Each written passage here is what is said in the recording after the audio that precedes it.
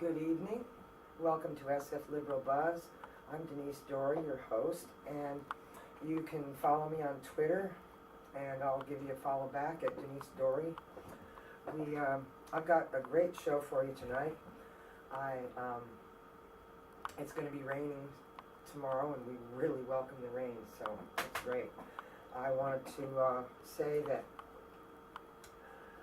let's go through Twitter first, actually. I might have somebody calling in soon, but we'll do this until they do. Missy Elliott really did a good job at the Super Bowl. I really enjoyed it. Scott Wiener, Chamber of Commerce. Lobbyists want to run the city without interference from meddling voters. And John Gollinger wrote a great article about that, and I'm going to paraphrase some of it as well as talk about that a little later when we get through this Twitter. It seems that Scott Wiener, the supervisor Scott Wiener, wants to ensure power. It's a power grab, really. He wants, and there's some things thrown in there that make it look like they're actually trying. It's a GOP ploy, you know. You put $20 in the right pocket, and then you take out $50 out of the left pocket. It used to be $1 and $2, but prices have gone up since that saying came out. So. And Morning in America for Democracy, the city of Richmond rejected big oil politics, and so can we, and you. Psychology studies suggest rising wealth means more jerks in San Francisco. I wouldn't call them jerks. Well, anyway, I retweeted that.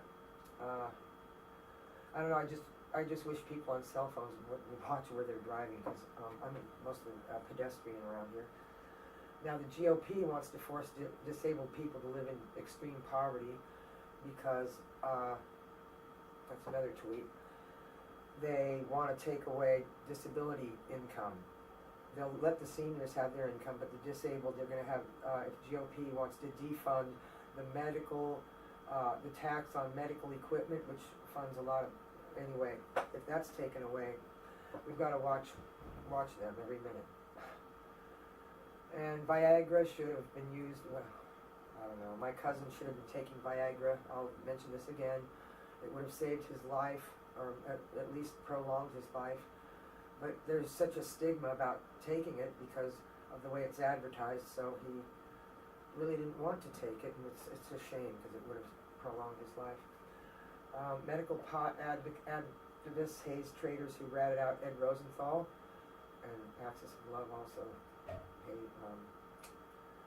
let them know that they weren't happy with people, dispensary owners giving evidence, giving testimony against actually the whole patient community, not just Ed Rosenthal was just a figurehead. And in court, we went to the court hearings back in 2007, and that set a precedent for patients can be prosecuted. So we'll see, because the Supreme Court's supposed to hear it soon.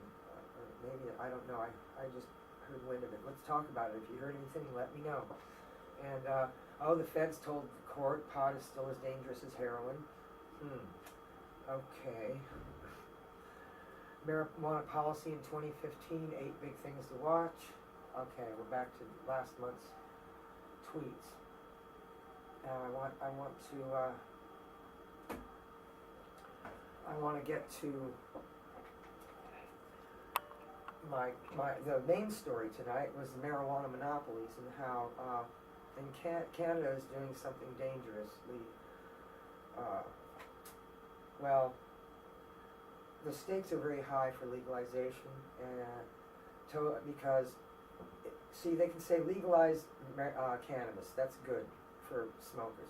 Well, not if corporations take it over, and then you can't have seeds, you can't grow it. I mean, there's all sorts of creepy controls that can happen.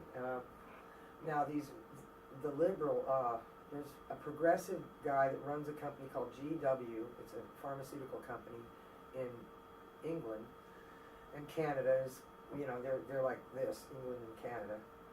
So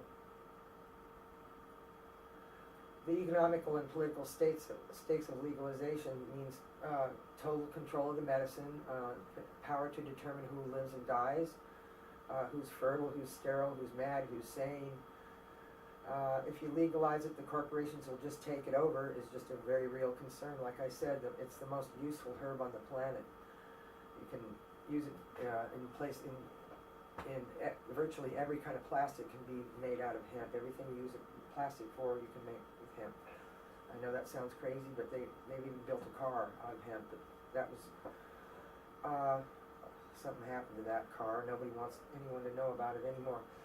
Maybe we're evolving back to where we were. So there's a lot of people who've thought of lame excuses for having say over who or anyone gets to grow, deal, and use the herb. With Moses, it was too sacred. I mean, it goes back thousands of years. Cannabis is a great herb. It's so great, people just, it just blows their mind. And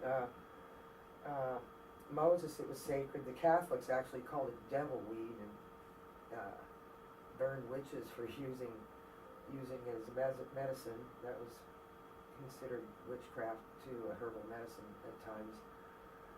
And in the 1840s, it was quackery. It was considered quackery starting in the 1840s. Around the time that the American Medical Association and the synthetic medicine industry, after they took control of the market, herbalists became targets for the powerful forces. They really wanted no one to compete with them. And there's another lame excuse. In the 1960s, the pills needed to pass $1 million safety and efficacy tests, so the herbs had to as well, even though the herbs had been already tested for thousands of years, and they're not finding bodies that with DNA and all this forensics they do on tombs to find that these people that died didn't die of cannabis, that's for sure. So in the age, we call this the age of reason. Also, there's more lame excuses in the 21st century. Oh, here's Frank. I think this might be Frank. Is that you, Frank? Yes, it is. Denise, how you doing? Let me press the mute button.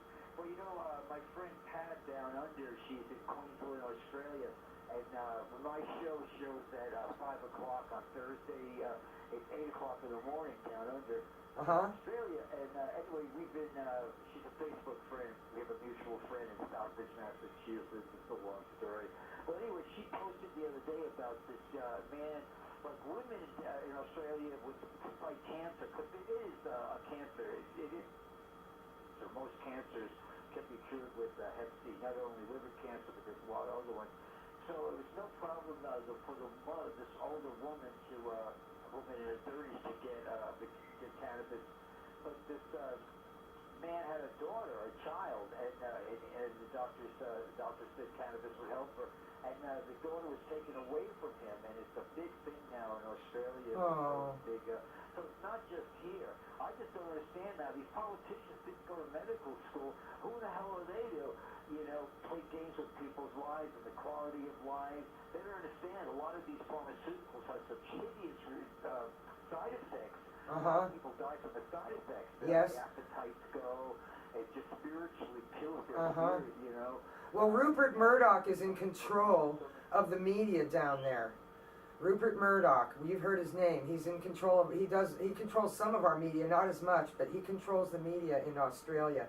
And there's all these stories every day. There's a story about bad things about cannabis. One day it'll be, it makes your teeth fall out. The next day, it makes you beat your wife. And it's just really, where did they get these stories? Our forefathers, George Washington said, plant it everywhere. Hemp is, I don't know what's going on, but we're giving it everything we got. I'm doing it on my show. You're doing it on yours. A lot of Paul Kangas is coming on. Is going to start having his show. I just saw him at Rainbow Grocery today. And he's going to blow the whistle off of Clean Power with SF. Clean Power San Francisco is a dirty oil line. The CPSF will force SF taxpayers to give $1.3 billion to Big Oil to set up a wind farm in Wyoming. Oh yeah, you gotta check that payback schedule for Paul Tankus. He's been on Richard Ranson. He's the one that has all the proof that it was Bush Sr. who head of the CIA who killed JFK, Martin Luther King, and Bobby. So, Oh God. He's a cool old guy. He's the. I can't wait to see his show. So I'll let you go finish what you're doing now, Denise. And thanks for everything. Hey, thanks for calling, Frank. It's great to hear from you. I love to hear from you all the time. Watch your show. Okay, I'll see you later. Cheers. Bye-bye. Bye. So that was good to hear from Frank. Now, Psychic Frank gives readings over the air. Yes, he does. Every second and fourth Thursday at 5 p.m. He has an hour show, well, about 52 minutes, so he's able to actually go into some depth. And sometimes if you give him your birthday one day, the next time he'll go home, do your chart, and you call up the next 2 weeks later, and you can he'll come back with a reading that'll just knock your socks right off your feet. I'm telling you, he's just really is spot on. He knew my mother was a Virgo when I first met him. He knew my dad drove a sports car when he was alive and everything. He just I was, gobsmacked. If that's a word, it's a word the British use. Now we're back to this Monsanto and GW Pharmaceuticals. They believe that they perfected this herb and that they own it, and everybody must pay the inventor patent rights. How would we pay for all the dead mice? All those dead mice. Oh boy, they're so expensive. The pharmaceutical industry, they were, I don't know, first or second in the Fortune magazine most profitable list for 24 of the 32 years between 1960 and 1991 or so. And they're making even more money off of, they make 30%, they want to get manufacture 30% more drugs than they are now. So that's a project. They want to invent illnesses like, Frank was talking about restless leg syndrome. You've probably seen the commercials a few years back, not lately, but, take this pill and you won't want to get up during the night. Well, maybe everybody shouldn't be sleeping all night long. Maybe there's something to do. Your legs are telling you to go do something else. I don't know. But, the pharmaceutical industry is really very powerful. Canada used to have generic drugs. They were the leader in cheap generic drugs. And now they're starting to respect the patents, so the generics are going up. And I was buying drugs from I have medication that I have to buy from Canada, and so does my dad, because our insurance doesn't cover it here. In Canada, it's like 1/3 to 1/5 the price. So why not? But now with the advent of these patented drugs taking over the generics, generics were taking away the money. I guess they were losing their profits. So now some people are turning away from pills and towards herbs too, and that cuts out their profit. And some drug companies want to patent strains of cannabis. They want to be in on this. They don't want to lose their market share of having enough sick people to make money off of, basically. So, I know, I'm mad. It takes an enamel right off your teeth, doesn't it? So, an anonymous source within the Ministry of Health in Canada dropped off a 35-page document called Draft Statement of Work for the Development of a Comprehensive Operation for the Cultivation and Fabrication of Marijuana in Canada. It included the potential to give a notorious pharmaceutical exclusive rights for selling seeds to the budding medipot industry, quote unquote. Genetically engineered plants can be patented, and it's in Monsanto's economic interest to hold a patent on any seed they sell. And Monsanto, by the way, the strongest, most potent, pure strains of pot are all in this place in Tennessee. I think it's down in the south, in a place you would never expect cannabis to be. And it's been there for many, many years, decades, when we had 11 patients and legal patients. So, So and Monsanto has access to that cannabis, and they want to have access to all the most potent strains for themselves. And this isn't even the worst of it. If they take their seeds and they genetically alter to terminate, you know, they've done this in India. They've impoverished a lot of people in India this way. Monsanto has impoverished a lot of people in India. Farmers were committing suicide by drinking their insecticide because their crops were failing, because Monsanto sucks. Really, I can't put it any more delicate than that. But they're genetically altered to terminate, which means they'll only grow one season and then they don't bear any viable seeds after the first plant has come to maturity, if you follow me. And or they can feminize the seed so that you can't get males and you can't fertilize the females. That's another way. And seeds from pure cannabis strains are often targeted and confiscated from legal grows because you can hybridize pure strains easier. You get better results with pure strains, and the men will come and confiscate it, and they might not even be cops. They might be Monsanto cops, because Monsanto has their own cops. Yeah, they do. They bully farmers. They say, "Oh, you're growing our plants on your land, while your your crummy genetically modified plants blew onto my property." That's what happened. Welcome to SFLiberalBuzz. I'm Denise Dory. Yeah, I'm just talking. And I just want to know why religious people don't get more involved in all this. I don't know. That's a good question. Religious people, there aren't many religious people that are also cannabis advocates for some reason, because, like I said before, Catholics believe that cannabis is the devil's weed, and I don't know if they still teach that, but up until very recently. It was the devil who more or less labeled that marijuana the devil's weed, just so that God would be more or less, devastated by all this. Yeah. We're really doing some horrible things to God. I'm Psychic Frank's sidekick, Steve.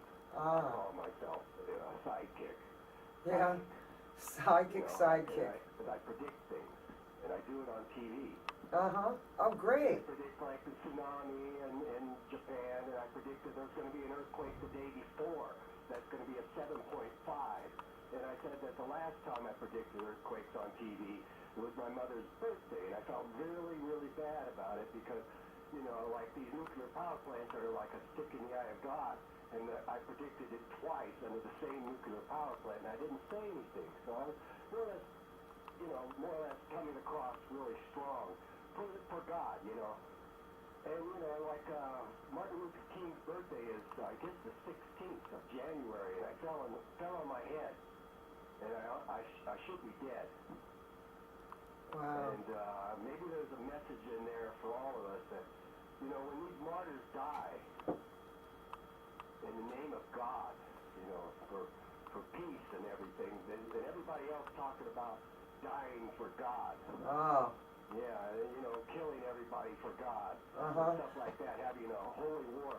We should have a holy world instead of a holy war. A holy war is something that is contradictory to what the facts are. Well, I believe goodness resides in the heart, regardless of one's religion. Goodness resides in the heart, and with or without religious indoctrination. And I only have like 3 minutes left, and I have a bunch of stuff still to cover. But can you call me next time? I know. That's nice. I'm very happy to hear that. Okay, call me next time, okay? All right, you take care. Okay, I'm sorry, I've only got like 2 minutes left, and I've got a lot to cover still. And I would like the caller to thank you for calling, and there isn't much time, but I can only really take 1 or 2 short calls per show, unfortunately. Maybe I should get an hour show. Okay, so Dr. Guy, he's a doctor, he's supposedly progressive.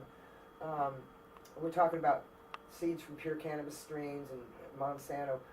And now we're going to talk about, I was going to talk briefly now about the mode of delivery, which is like a vapor pen. They want to make medical cannabis only available through a patented vapor pen. Listen to this. And they say that smoking has unacceptable negative health effects, even though that's never really been proven. Even though the combustion and all that, it might protect the lungs. Nobody's proved it yet because the resin has a good effect on lungs. You don't see people with cancer, but anyway. The perspective fits well with the mode of delivery monopoly, and that was leaked in that document we talked about earlier. And the White House scientists, U.S. medical establishments' view of medical marijuana, we believe medical trials of cannabinoid drugs should be conducted with the goal of developing an inhaler. So that's even here in in America. So another thing I wanted to say is I want to go through these really quickly.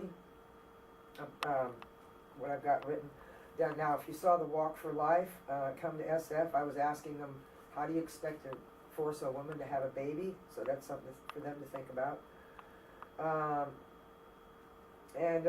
We talked about, I didn't talk about asset forfeiture, which is over now. No more asset forfeiture. So that's great. If they, cops want to say, oh, that $10,000 is for something bad. If they pull you over and they find 10 grand in your suitcase, and they say, oh, you're probably going to do something bad with it, it can just be their word against yours, and you have no recourse. So that's not cool. So has ended. And we would like to say that the blizzard that they're having on the East Coast, is that what's left of the Arctic ice cap? Is that going to I don't know. We'll just have to see. It just doesn't. They launched something into outer space. So I've got to go. 5 seconds. Dr. Shelter Pet, and see you next time.